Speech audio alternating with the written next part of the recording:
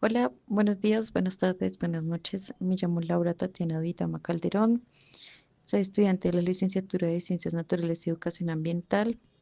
Y en esta ocasión voy a explicar dos conceptos centrales de los apuntes de la asignatura de sistemas termodinámicos. Primero, el concepto de estado y después la ecuación de estado para gases ideales. Tomaré como base los documentos del curso y presentaré 10 ejemplos, 5 para cada documento. Estos aclaran los conceptos fundamentales y su aplicabilidad. En cada caso, daré la definición técnica, una breve analogía cotidiana para visualizarlo y un comentario sobre su importancia en termodinámica. Empecemos. Entonces, ¿qué es un estado? En termodinámica, el estado de un sistema es el conjunto de propiedades macroscópicas que lo describen completamente en un instante o en un momento. Estas propiedades son temperatura, presión, volumen, entre otras. Técnicamente, conocer estas propiedades equivale a conocer la condición del sistema en equilibrio. Ya daré una breve explicación de qué es equilibrio. Pensémonos en una analogía en donde una ficha técnica de un automóvil en un momento dado, si se cambia el combustible o si se cambia la presión de los neumáticos, la ficha ya no describe el mismo estado. Esto en la práctica podemos decirlo que definir el estado nos permite comparar las condiciones iniciales y las condiciones finales sin preocuparnos por los detalles microscópicos del sistema. Ok. Para hablar de las propiedades intensivas y extensivas, podemos decir que las propiedades que definen el estado se clasifican en intensivas y extensivas. ¿Esto qué quiere decir? Las intensivas, como la temperatura o la presión, no dependen de la cantidad de la masa. Por otro lado, las extensivas, como el volumen o la masa, sí. Esto es muy importante cuando escalamos sistemas o dividimos una muestra. Por ejemplo, si cortamos una pizza, no cambia la temperatura de una porción. Esto quiere decir que es una propiedad intensiva, pero sí cambia su masa. Esto quiere decir que es una propiedad extensiva. Entonces, saber esta distinción nos ayuda a elegir variables que escriben el sistema de manera consistente. Más que todo esto se aplica en problemas de ingeniería, pero pues hice esa analogía para poder visualizar en qué se puede aplicar esto de las propiedades intensivas y extensivas. Bueno, en un postulado práctico, dos propiedades bastan, o sea, en un sistema simple. ¿Esto qué quiere decir? En termodinámica de sistemas simples bastan dos propiedades intensivas independientes para fijar completamente el estado. Por ejemplo, si conocemos la temperatura y el volumen específico de una sustancia pura en equilibrio, las demás propiedades quedan determinadas por la ecuación de estado de materia. Entonces podemos decir que nos podemos pensar en un mapa, por ejemplo, con dos coordenadas, coordenada X, coordenada Y. Sabemos exactamente dónde está un punto. Em, este enunciado reduce la complejidad del análisis y es la base para trabajar con tablas de propiedades y diagramas termodinámicos. Ok, para hablar de equilibrio termodinámico o sus tipos de equilibrio termodinámico, decimos que un estado de equilibrio exige que no existan cambios internos que produzcan un desequilibrio. Por ejemplo, está el equilibrio térmico, que está por la temperatura, está el equilibrio mecánico, que es sin diferencias de presión que provoquen el movimiento neto, y está el equilibrio químico. Esto quiere decir que no tenga reacciones. Y de fase. ¿Esto qué quiere decir? Que las masas de fase sean constantes. Por ejemplo, imaginémonos una sala donde la temperatura, la presión y la composición son uniformes. Nadie tiene razón para moverse o transformarse.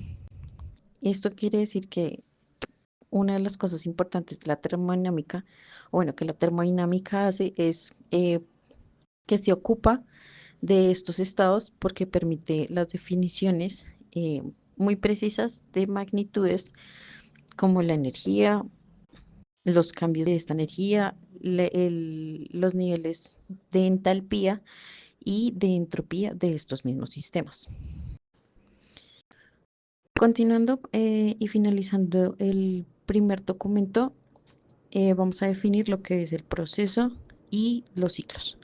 Entonces el enunciado nos dice que cualquier cambio que experimente un sistema de un estado de equilibrio a otro se va a denominar proceso. Y la serie de estados o la cantidad de estados por lo que pasa un sistema durante un proceso se denominará la trayectoria del proceso. Para describir este proceso por completo, se deben identificar los estados inicial y final del proceso, así como la trayectoria que éste sigue y sus interacciones con el entorno. Una analogía que podemos hacer para poder entender los procesos y los ciclos es, por ejemplo, la altitud de un destino depende solo del punto B, pero la cantidad de combustible gastado depende de la trayectoria que se tome. Esta distinción o, bueno, esta diferenciación es un punto clave para interpretar resultados experimentales y teóricos. Ahora, también hay que tener en cuenta que lo menciona el texto y es el prefijo ISO que se utiliza para designar un proceso para el cual una propiedad particular permanece constante. Por ejemplo, están los procesos isotérmicos donde que nos define que la temperatura permanece constante, al igual que los procesos isobáricos donde la presión permanece constante y los procesos isocóricos o isométricos donde el proceso durante el cual el volumen específico permanece constante. Em, También se dice que un sistema ha experimentado un ciclo si vuelve a su estado inicial al final del proceso. Es decir, para un ciclo los estados inicial y final son idénticos.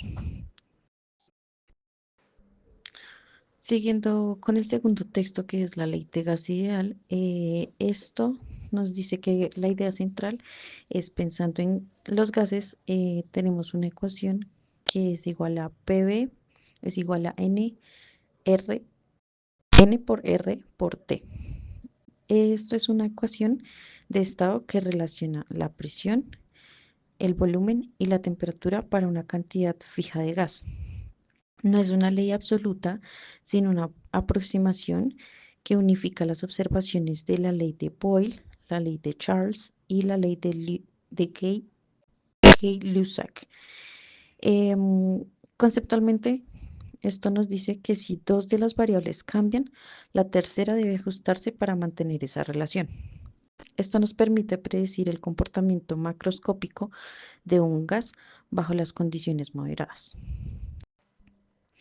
Ahora, un ejemplo que nos puede dar un poco de claridad en esta relación es que cualquier persona que haya inflado un globo sabe que cuanto más aire se le introduzca al globo, pues más grande va a ser su tamaño. Entonces, esto nos dice también que inflar un globo significa introducir más moléculas de aire en el globo, lo que aumenta su volumen. La presión es casi que constante, porque estamos hablando de la presión atmosférica, excepto por un pequeño efecto de la elasticidad del globo. También es importante aclarar qué significa ideal. Esto es un supuesto bueno, un supuesto para un modelo. Podemos decir que llamamos ideal a este modelo porque supone dos cosas principales. La primera, que las moléculas ocupan un volumen despreciable, es decir, son puntuales, y que no interactúan entre sí salvo por colisiones elásticas. Estas hipótesis simplifican el sistema y hacen posible la relación que tenemos en la ecuación de PV es igual a N por R por T.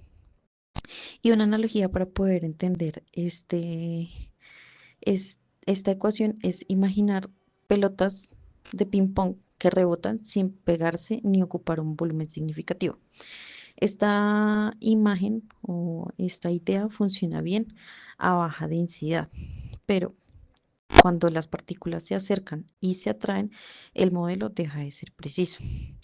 Por eso llamamos ideal a este proceso. También tenemos que tener en cuenta, y según nos lo expresaba el texto, las moles. Entonces hablamos de mol, de número de Avogadro y de la importancia de usar las moles. Eh, Tenemos que la variable n en la ecuación de proporcionalidad es el número de moles. R es la constante de proporcionalidad o la constante universal de los gases. P es equivalente a la presión. Tener en cuenta que es la presión absoluta. T, la temperatura, que tenemos que también tener en cuenta que son temperaturas absolutas, es decir, en Kelvin. Y B, volumen.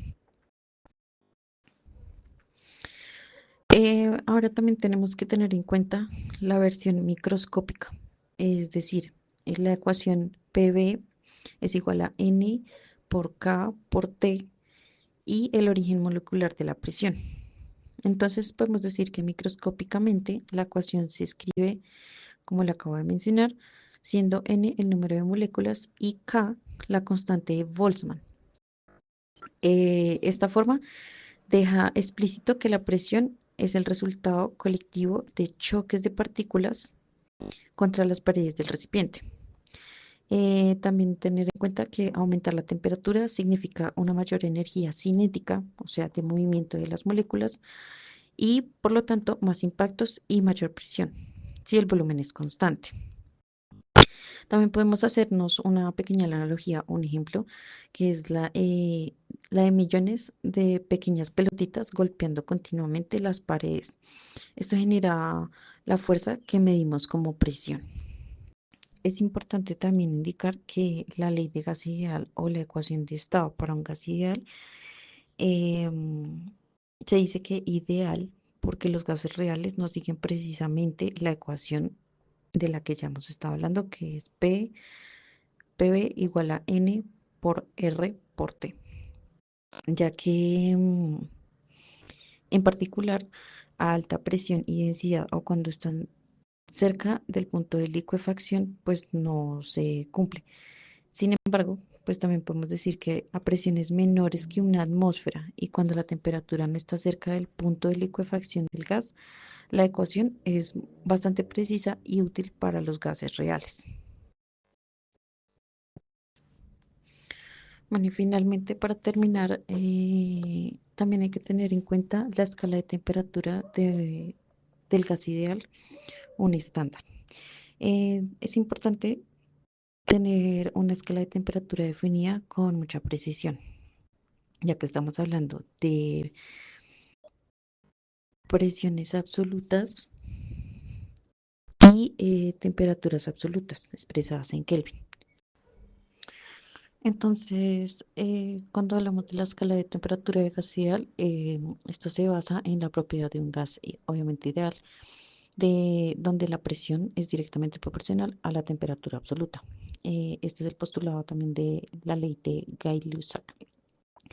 Entonces decimos que un gas real que necesitaría usarse en cualquier termómetro de gas real a volumen constante se aproxima a este ideal a baja densidad. Podemos decirlo también que la temperatura en cualquier punto en el espacio se define como proporcional a la presión en el gas ideal. Esto utilizado dentro del termómetro.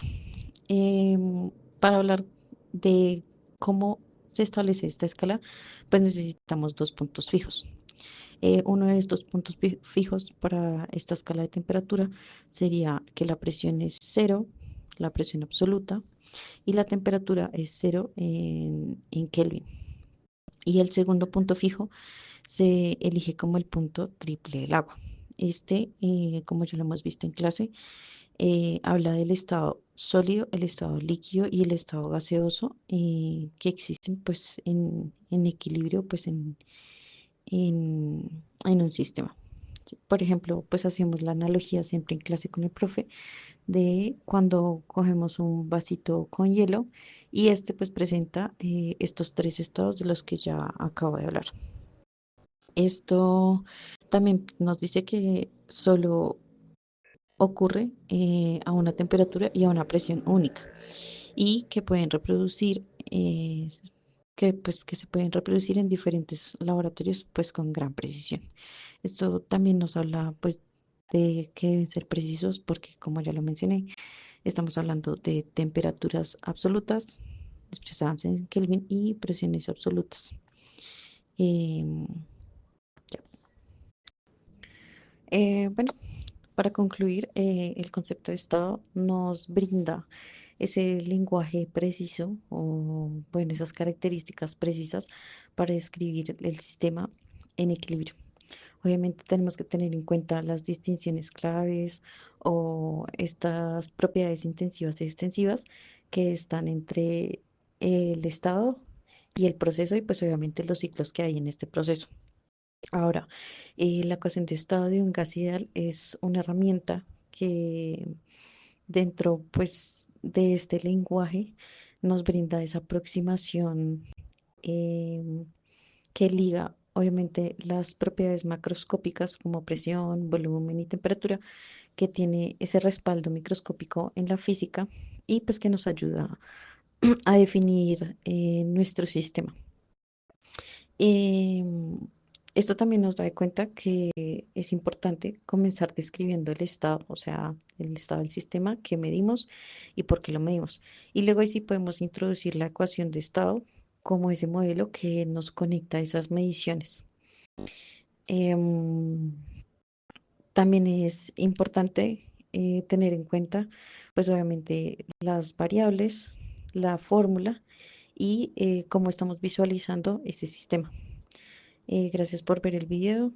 Espero que haya sido clara la información y que tengan una bonita mañana, tarde o noche. Muchas gracias.